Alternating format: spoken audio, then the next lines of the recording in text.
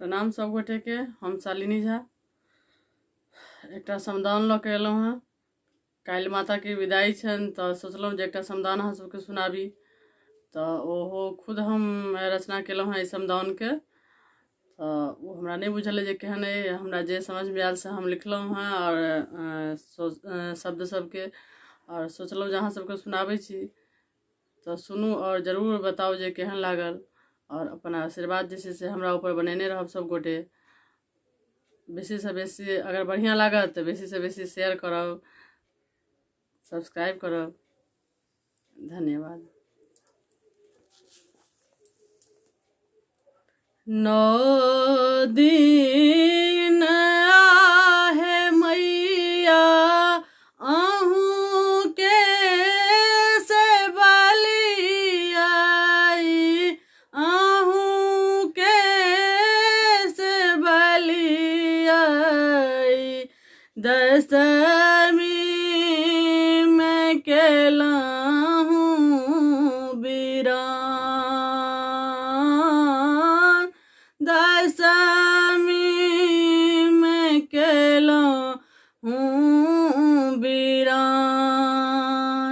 9 दिन आहे मैया अहूँ के से बलियाई, अहूँ के से बलियाई।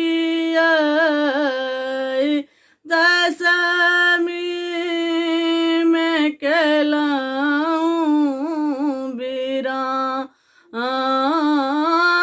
दशमी में केलहुँ बिरान। कलश बैसाए मैया अचरी टंगलियाई, अचरी टंगलियाई। 16 सिंगार केलहुँ माय, 16 सिंगार केलहुँ माय। 9 दिन आहे मैया अहूँ के से बलियाई, अहूँ के से बलियाई। दशमी में केलहुँ बिरान। चूड़ा दही माए भोग लगाएब, भोग लगाबी। खोइछा बनलो न जाए, खोइछा बनलो न जाए।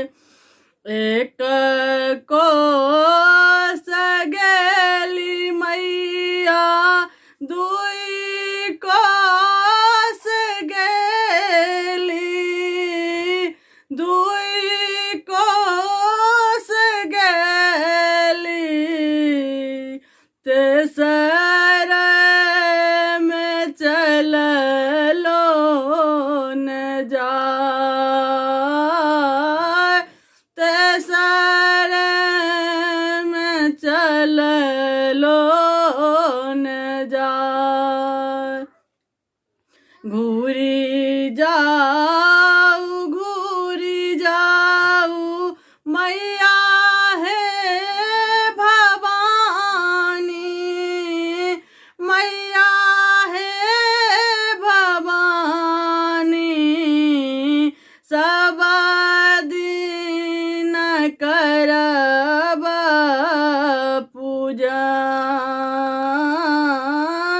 सब दिन करब पूजन। पूजन 9 दिन आहे मैया आहू के से बलियाई आहू के से बलियाई दशमी में केलहूँ बीरान दशमी में केलहूँ बीरान।